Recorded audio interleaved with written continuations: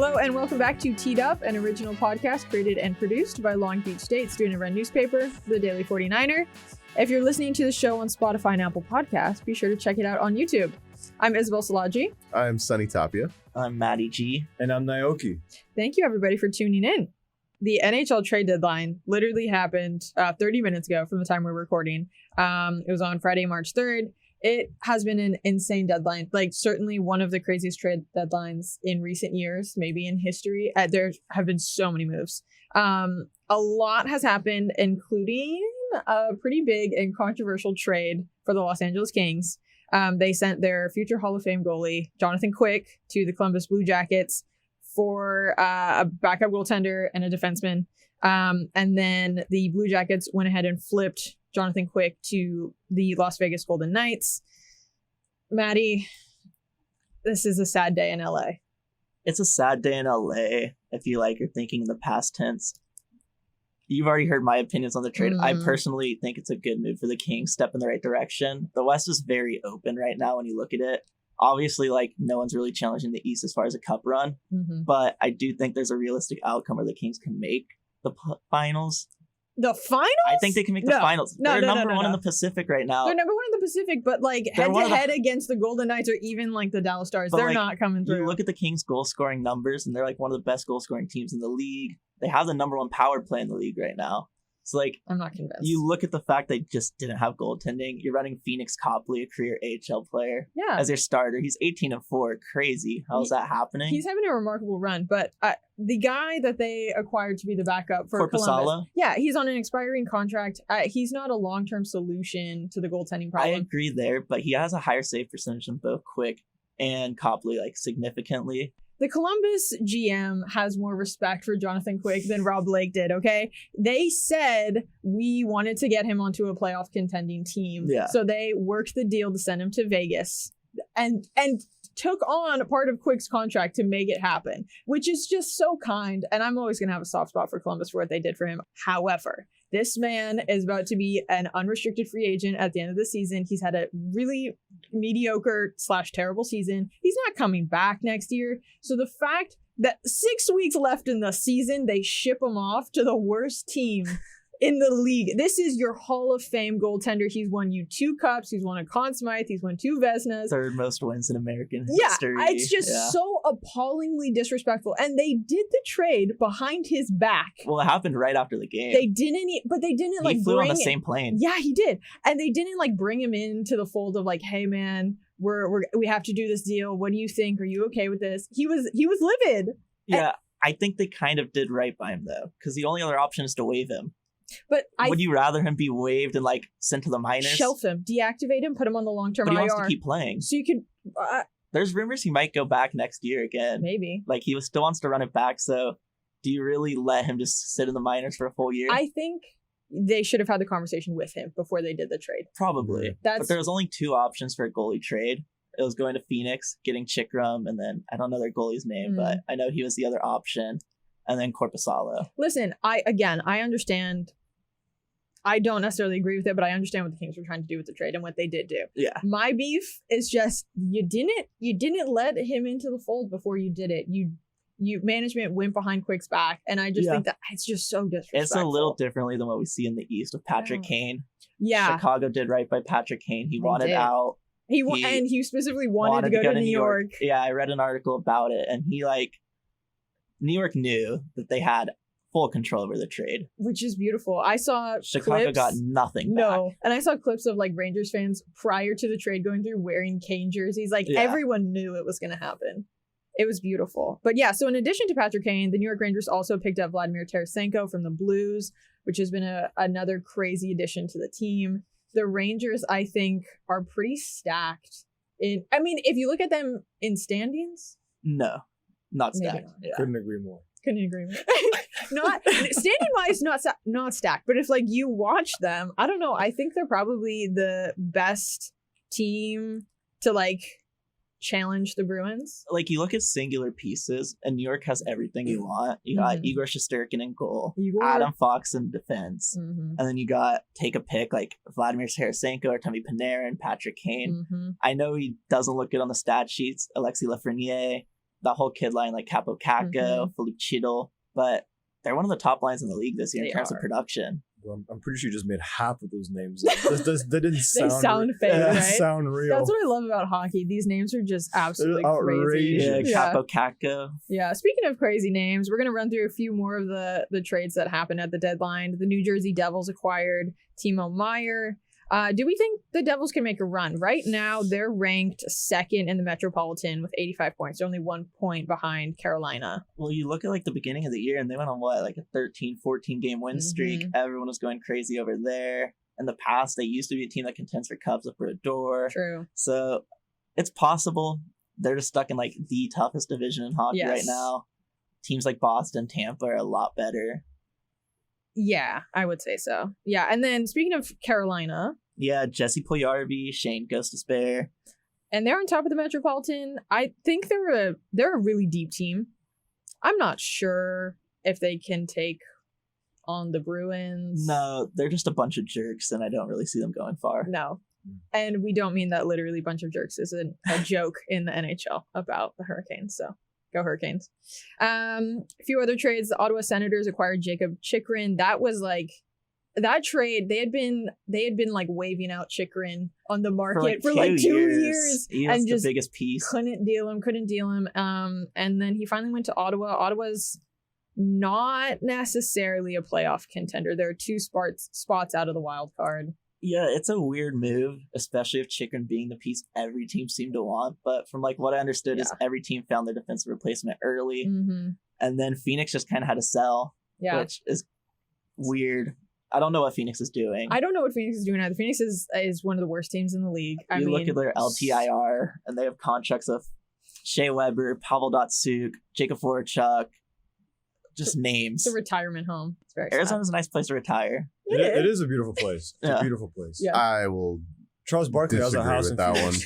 I would never. Charles Barkley lives there, and now Kevin Durant's on the Phoenix Sun. Oh, so there you go. Phoenix, not so bad. Phoenix is We're talking about hockey right now. Yeah, but this is also we're talking about Arizona. We're just talking about Arizona. Arizona's a growing sports you were just state. there like a week ago. I was in Arizona and I actually hated it. No, yes, I kind of Arizona it was like awful. open valley and there was nothing there. No, and it's just kind of just like dirt, hot and sad. I like Arizona. Okay, right? you heard it here. The iced tea is delicious.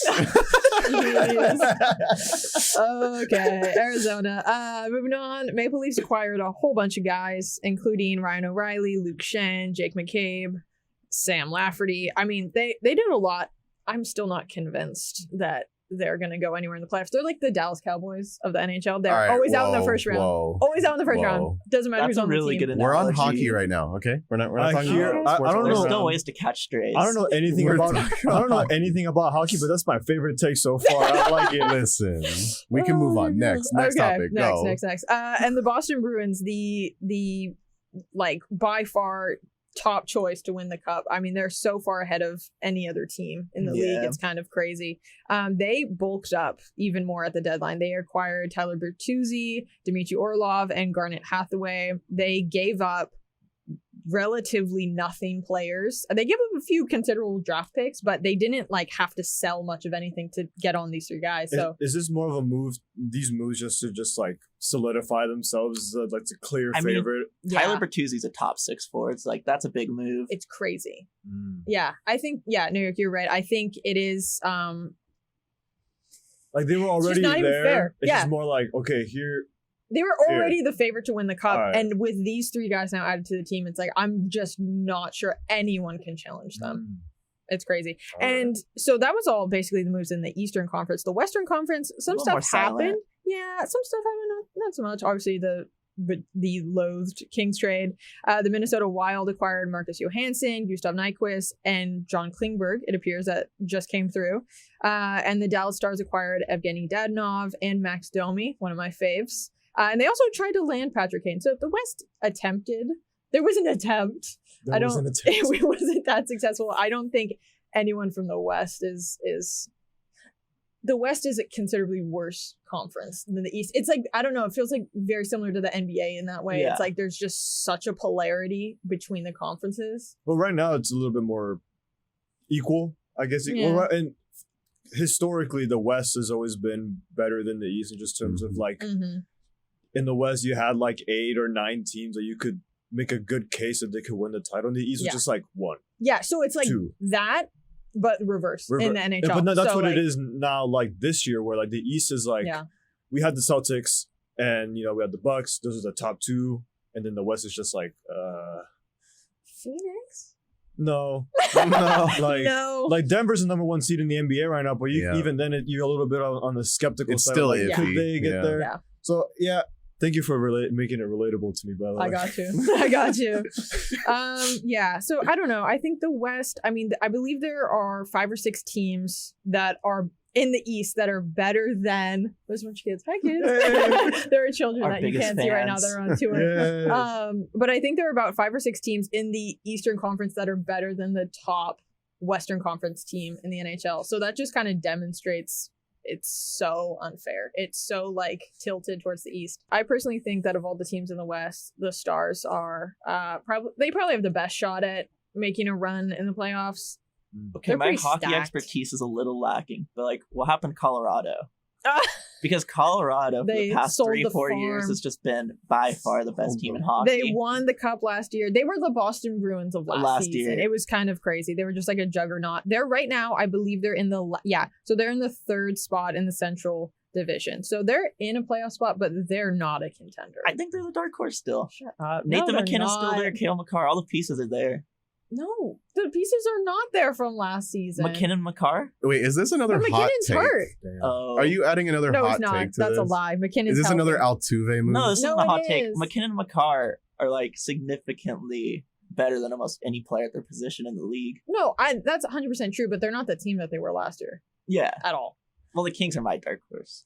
I really think we can make the final. Listen, I'm a Kings fan, and it was really difficult for me to watch the game last night, just knowing that Jonathan Quick is not there anymore. Okay, so then after the Bruins, who do you have Tampa. as like the next? I want in my heart to say the Rangers, so I'm going to stick with them. I think the Rangers they're not even the dark horse necessarily, because what they did at the deadline's crazy. I think after the Bruins, they're the deepest, toughest team. They're so gritty. Cool. What about Buffalo? Little Buffalo run? Little buff? Buff? No, I don't see that happening. You don't believe in Tag Thompson? He's fantastic. I don't think Buffalo is going anywhere. Yeah. Those Mafia. Yeah. Shout out. Just relating to sports that we understand. Yes, exactly. I'll get into it. I'll get into it eventually. We're trying. Eventually. We're trying. I'm trying. Yeah. One thing at a time, though. I gotta focus on baseball first, as it's coming up, and then next year I'll go I think it should be the reverse. I think you should focus on hockey now because we're about to go into the playoffs. That's like the most exciting and baseball's time. just starting right now. I think the Stanley Cup playoffs are arguably the best playoffs in sports. All outside right, of baseball. 100% agree. Outside of baseball. 100% agree. I'm a baseball fan number It's one, but baseball hockey one, hockey playoffs two. are unmatched. You got players playing with like broken ribs. Broken ribs, broken feet. Patrice Bergeron was literally playing on a broken rib for like That's it? 7 games straight. Dislocated shoulders. I mean, it's crazy. Punctured lung, broken rib. That's it?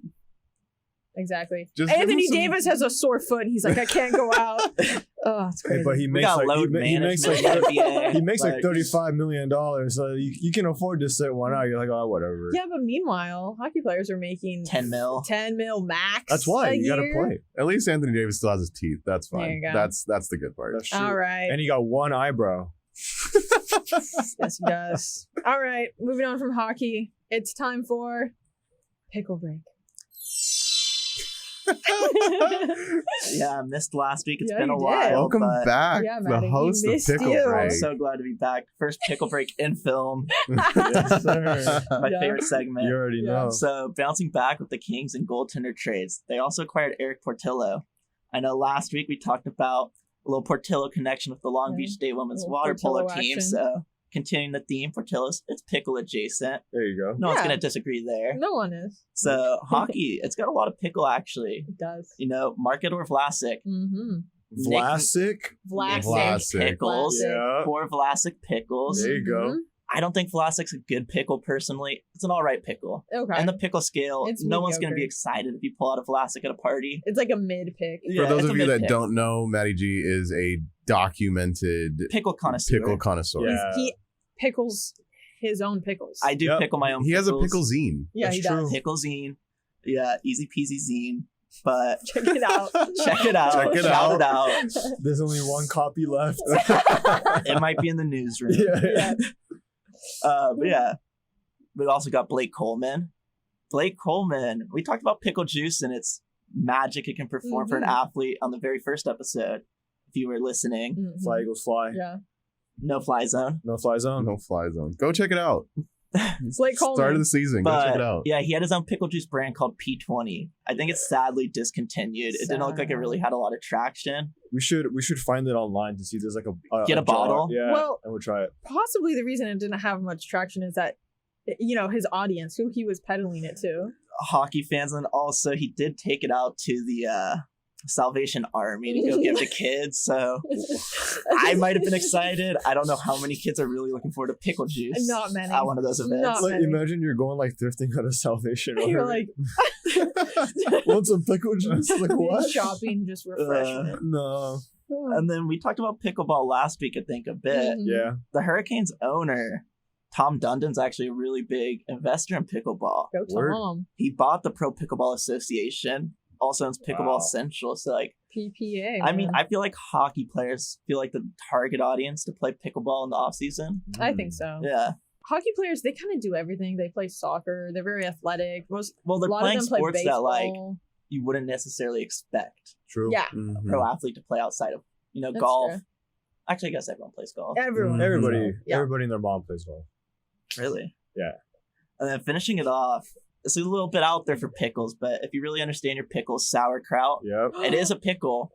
it is. You know, This is. what do you guys know sure. about Milt Schmidt, Woody Dumart, and Bobby Bauer? Nothing. I don't know Nothing. anything. Absolutely nothing. Well, I think they're some of the greatest names of that golden era of Boston Bruins forwards from 1936, 1940. All of them were of German descent. They're nicknamed the Kraut Line. Nice. Yes. Even though they played in Kitchener, Ontario, the Kraut Line held it down. And yeah, love the Kraut You got, line. you got Yeah. Germans playing in Canada.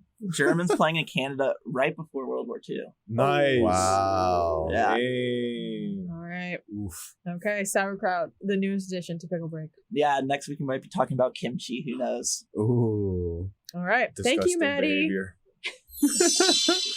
Thank you, Maddie. Behavior. Okay, moving on from Pickle Break, we're going to do a quick recap of MLB Spring Training 2K23 thus far.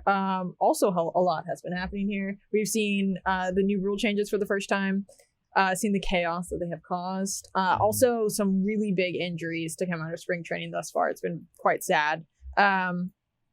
Your beloved Los Angeles Dodgers. Oh, goodness. Yeah. It's just our only good player left, Yeah. honestly. And tears his ACL, Gavin Lux. Out of Lux. You know? Unluxy. Dodgers out of Lux. Poor Unluxy. Gabby. Unluxy. Unluxy. Oh, Yeah, absolutely terrible. And honestly, what it means with Dodgers, like I said before in a previous episode, we're not winning 111 games. That wasn't going to happen, even if he stayed healthy. true. Now that he's down, I'll be shocked if we win 90.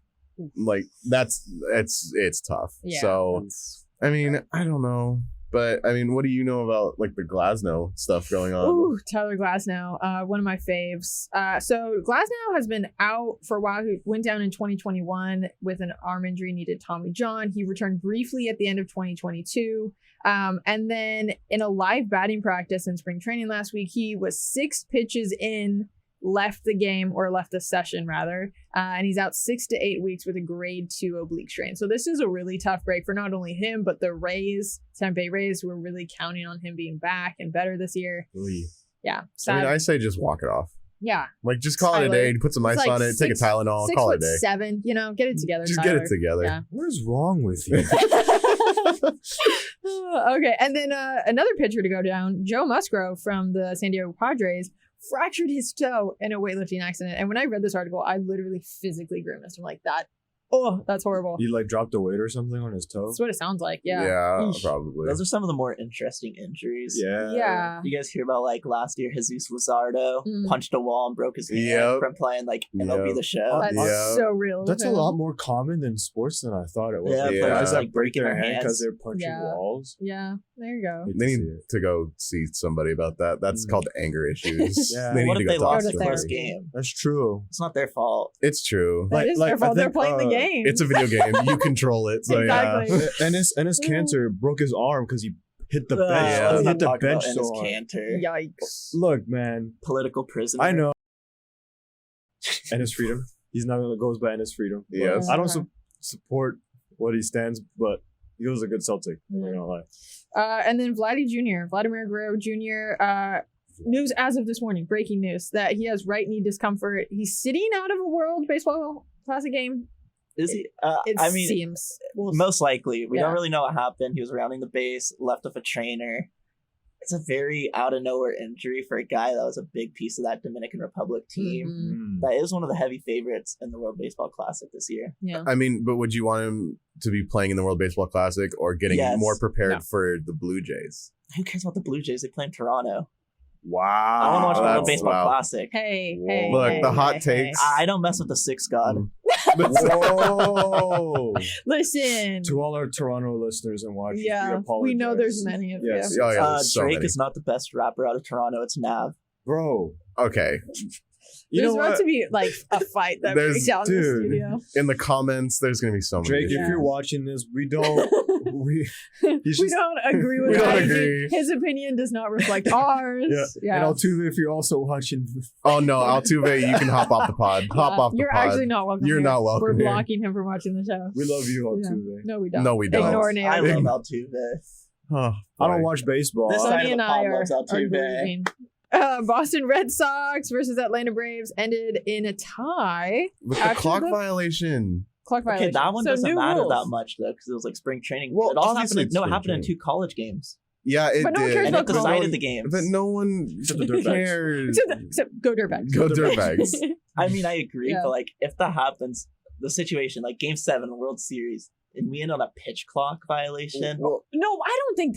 well, the game wouldn't end Would it permanently, like but that? It's I gonna think they take would. time to get used to. I Yeah, believe. but so far Yeah. it seems to be working. No. it is It working. depends on if you like faster games. It depends on if you like faster games, but I mean that was the ultimate goal in the Yeah. first place. Yes, it was to exactly. shorten the games, and but at the same time, so on average there was a 20-minute reduction in game time, which doesn't sound like a lot, but when you're thinking about baseball games being 3 hours long, Yeah. Right. 20 minutes less moves fairly quickly. Yeah. Yeah. But I mean, this is spring training. Mm-hmm. This isn't a regular season game. This isn't something that is going to be like, I don't know if it's going to stay, because obviously not all of the star players, like the best hitters and the best pitchers and stuff like that, they're kind of just sitting out and chilling out and not really putting their full effort, because obviously you don't want to get them hurt as an owner or a coach. It's too late for that. Yeah. Yeah, it's true. 40 lost men. They're getting hurt off the field. It's true. But I mean, the violations are just ridiculous, and but it's kind of funny to watch. I mean, it's definitely It's new, kind of definitely amazing. different. Manny Machado was the first person to I get was Fitting. there. a clock violation. Oh, yeah, Matty was G there. Whoa. That game also is a good example of how fast a game can be, which was awful. It was 2 hours and 16 minutes. So I want to That's ask you though, because wild. we obviously haven't seen these rules live and in Yeah. action yet at a game. But you have. You were at spring training. I was, yes. Does it change the tenor of the game when you're sitting there watching?